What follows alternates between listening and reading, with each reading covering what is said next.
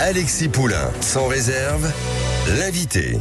Bonjour, alors vous êtes professeur à la Sorbonne, rédacteur en chef de la revue Politique et Parlementaire. Vous avez coécrit avec Stéphane Rosès le Chaos essai sur les imaginaires des peuples. Qu'est-ce que vous pensez de ce nouveau gouvernement de Gabriel Attal, en quelques mots ? Alors en quelques mots, si vous voulez, c'est un gouvernement dont l'objectif est de préparer les élections européennes. Je crois clairement, il s'agit de jouer la carte de jeune Premier ministre pour l'opposer à un autre jeune candidat qui est Jordan Bardella, afin finalement de limiter la casse au mois de juin. Ça, c'est, je crois, l'objectif qui n'est pas certes explicitement désigné comme tel, mais qui me semble l'objectif à court terme de ce gouvernement et de ce Premier ministre. Ensuite, on a clairement un gouvernement qui se caractérise, j'allais dire, par trois propriétés. Première propriété, gouvernement en apparence resserré, mais c'est un effet d'affichage parce que dans quelques jours, nous allons avoir une liste de secrétaires d'État qui va venir compléter ce gouvernement. D'ailleurs, on note qu'un certain nombre de sujets qui sont considérés comme des priorités, l'éducation ou la santé, sont noyés ou dilués dans un certain nombre de grands ministères, ce qui, à mon sens, en termes d'affichage, n'est pas la chose la plus, j'allais dire, avisée ou la plus opportune. Ensuite, on note aussi que vous avez un certain nombre de domaines qui n'apparaissent pas. Le logement, et Dieu sait si on sait que la crise du logement est un vrai sujet de préoccupation aujourd'hui pour nombre de nos compatriotes, mais également les transports. Donc, il va falloir compléter, manifestement. Ça, c'est un premier point. Deuxième point, c'est clairement un gouvernement qui s'affiche à droite, une droite sarkozyste, une droite qui, quand même, est considérée d'ailleurs par une partie de l'électorat de droite comme une droite qui a échoué. Aussi, je crois qu'il faut le dire, et on peut s'étonner que le président de la République aille chercher des figures, enfin on ne s'en étonne pas, mais il va chercher des figures politiques qui sont des figures politiques d'un ancien monde pour essayer de trianguler toujours plus à droite, parce qu'en effet, il a lu comme tout le monde les études d'opinion, et les études d'opinion semblent montrer aujourd'hui une droitisation de la société française. Donc finalement, le macronisme qui s'est construit comme un mouvement qui entendait dépasser des clivages droite-gauche, le fameux « en même temps », vous savez, cette formule un peu de marketing, est aujourd'hui hacké d'une certaine manière par la droitisation, et donc il va chercher quelques emblèmes. Est-ce que, ça, c'est le deuxième point. Au-delà et le troisième point, le troisième point qui me paraît quand même important et qui traduit quand même les contradictions, j'allais dire, internes du macronisme, c'est que bon, on insiste beaucoup sur la nomination de Madame Dati ou dans une moindre mesure sur l'arrivée de Madame Vautrin.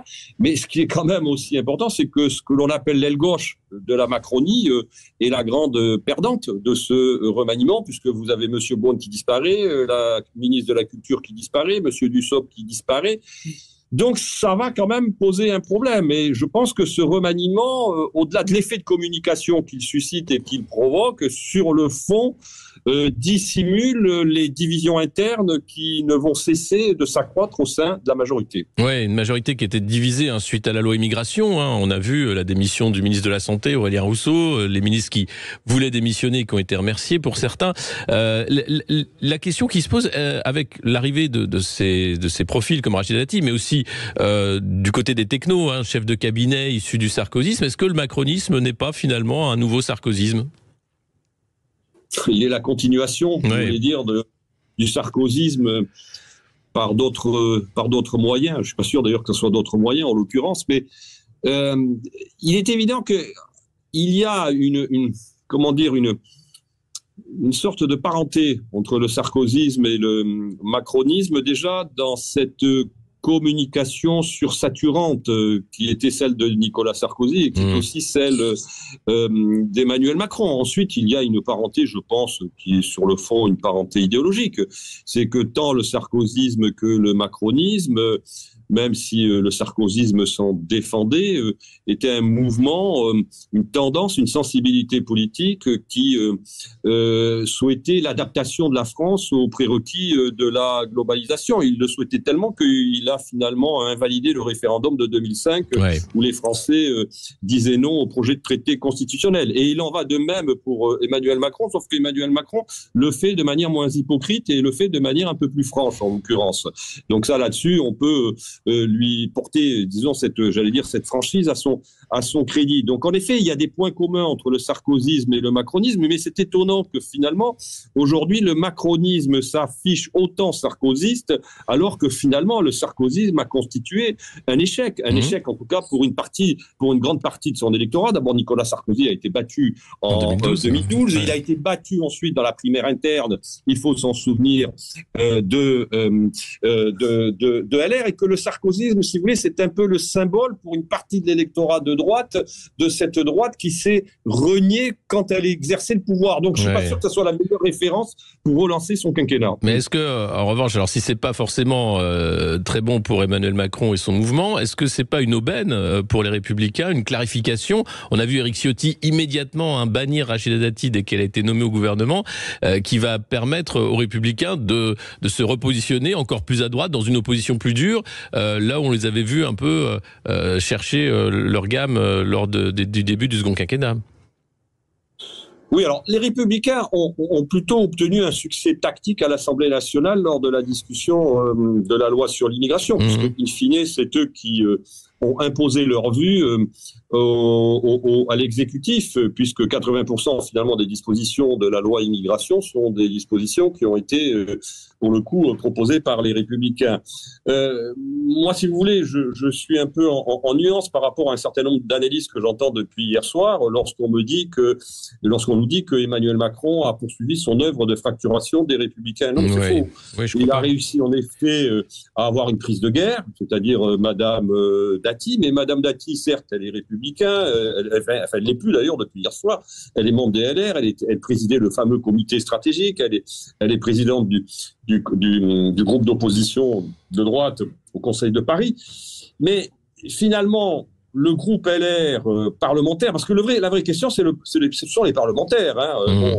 On peut parler, si vous voulez, de tous les emblèmes médiatiques qui existent, mais c'est pas les emblèmes médiatiques dont Madame Dati est l'une des incarnations qui vont résoudre le problème parlementaire d'Emmanuel Macron et de Monsieur Attal à l'Assemblée nationale. Le groupe parlementaire reste soudé, reste uni. Il reste soudé et uni évidemment à l'Assemblée nationale, et il reste aussi soudé et uni au Sénat. Donc finalement, cette entreprise aujourd'hui de débauchage d'Emmanuel Macron, c'est en effet une entreprise qui montre d'une certaine manière que du côté LR, on reste droit dans ses bottes, et que, en effet, on ne veut pas céder, si vous voulez, à des sirènes qui paraissent des sirènes, en tout cas, particulièrement aléatoires. Et pour Édouard Philippe et son parti Horizon, là, par contre, c'est vraiment une mise sur le banc de touche. Oui, alors ce qui est très intéressant, à mon avis, et c'est l'autre enseignement peut-être que l'on peut retirer de cette séquence que l'on est en train de vivre. D'ailleurs, on verra ce que donneront le choix des secrétaires d'État dans quelques heures ou dans quelques jours. Enfin bon, c'est presque annexe, j'allais dire. Mais en effet, ce qu'a montré cet épisode, c'est finalement que la guerre de succession avait déjà commencé. Oui. Parce que ce que l'on sait, je crois que c'est un secret de polichinelle, même s'ils l'ont démenti, c'est qu'il y a eu un tir de barrage déjà qui a opéré contre la nomination de Gabriel Attal, Monsieur le maire, même s'il dit le contraire, Monsieur Darmanin évidemment, mais aussi à l'extérieur du gouvernement, tant Monsieur Bayrou que Monsieur Philippe étaient opposés à cette nomination. Et là où finalement Emmanuel Macron prend un risque, c'est que d'abord, il a une majorité relative. Mais si en plus, il prend le risque de diviser et de fracturer cette majorité relative, on est quand même encore en début de quinquennat, 19 mois que Emmanuel Macron a été élu, ça va être très compliqué de tenir, si vous voulez, des équilibres qui me paraissent extrêmement fragiles. En plus, depuis maintenant quelques heures, la rumeur enfle, circule qu'il y aurait peut-être un groupe parlementaire de macronistes de gauche qui se créerait à l'Assemblée nationale. Donc, si vous voulez, cette fragmentation, cette fracturation, en fait, finalement, il finit le travail de fracturation de la classe politique qu'il avait commencé mais maintenant, en 2017. Maintenant, il fracture son propre camp. Mais il fracture son propre camp comme s'il était, si vous voulez... Moi, il y a quelque chose qui me frappe. C'est qu'en fait, ce remaniement est très précipité. Il avait la possibilité d'essorer jusqu'au mois de juin Madame Borne, sa première ministre. Après tout, il avait vécu avec elle 18 mois, il pouvait vivre encore 6 mois supplémentaires jusqu'au résultat des élections européennes et attendre le résultat des élections européennes pour ensuite modifier son attelage gouvernemental. Il ne le fait pas. Il ne les fait pas comme s'il était pris par une forme de panique liée à la progression vraisemblablement du Rassemblement national dans les sondages et qu'il fallait mettre un coup d'arrêt à cette progression. Et il pense que la magie d'un coup de communication va permettre de régler et d'inverser la tendance. Moi, je pense qu'il se trompe et qu'il risque de subir un en même temps de la défaite à droite, parce qu'il ne va pas gagner une voix à droite, ou très peu, et avait un effet d'éviction à gauche. On va en parler dans un instant. On va se retrouver avec vous, Arnaud Benedetti, pour parler bien sûr du scrutin des européennes et puis de ce nouveau gouvernement qui pose question. À tout de suite dans Poulain sans réserve sur Sud Radio. Sud Radio, midi 13h, Alexis Poulain, sans réserve. Sud Radio, midi 13h, Alexis Poulain, sans réserve.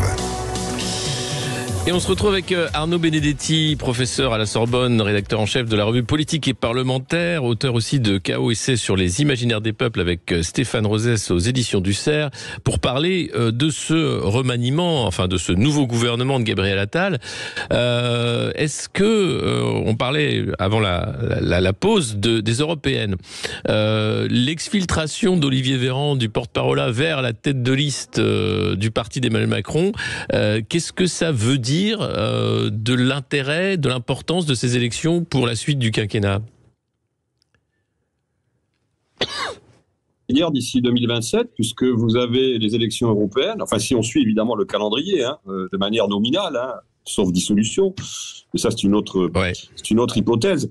Mais la réalité, c'est que vous avez peu d'élections intermédiaires. Vous avez des élections européennes et puis vous avez en principe en 2026 les élections municipales. Pour Emmanuel Macron, il y a deux enjeux. Il y a évidemment un enjeu national, c'est encore une fois d'éviter d'être par trop distancé par le Rassemblement national en milieu de mandat, en deuxième année même de son quinquennat, parce qu'il sait très bien qu'avec une majorité relative, une défaite cuisante aura des impacts sur la cohésion de cette majorité relative. Donc il s'agit pour lui en effet de mobiliser et de faire en sorte de limiter la casse pour aller très vite. Et au regard des sondages aujourd'hui, on peut considérer que c'est un objectif qui est difficile à atteindre, mais après on verra en fonction de la participation aussi et en fonction des rapports de force le jour J, le 9 juin.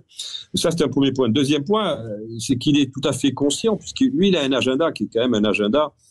Moi je pense que l'agenda, si vous voulez, de Macron, l'agenda national de Macron est une variable d'adaptation pour son agenda européen, fondamentalement.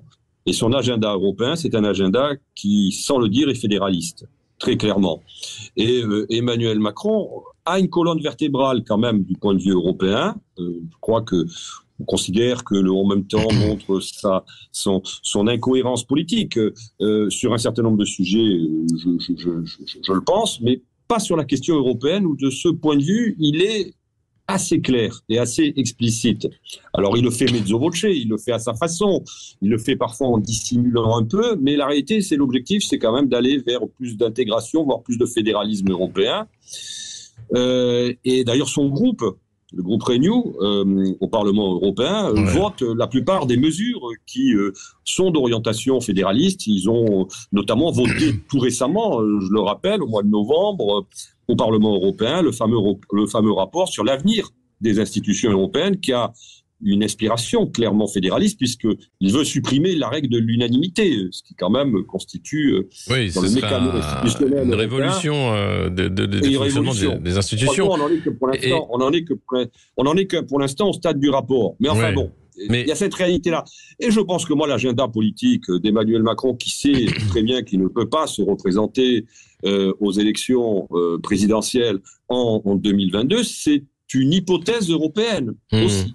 Donc il faut aussi, si vous voulez, parvenir sur le plan national en France à limiter ce qu'il a désigné comme son ennemi, qui est son adversaire aujourd'hui, qui est l'effort, qui est la force la plus représentative de ce grand courant populiste européen que constitue entre autres le Rassemblement national en France. Donc c'est ça l'objectif, je pense, fondamental de Emmanuel Macron. Et après, bon, si vous voulez, de savoir si il va débaucher telle personnalité des LR ou pas, j'allais dire, c'est presque accessoire au regard de l'histoire. Oui, puisque lui se place sur ce plan européen, d'où d'ailleurs la nomination de Stéphane Séjourné aux Affaires étrangères, pour rajouter encore une couche.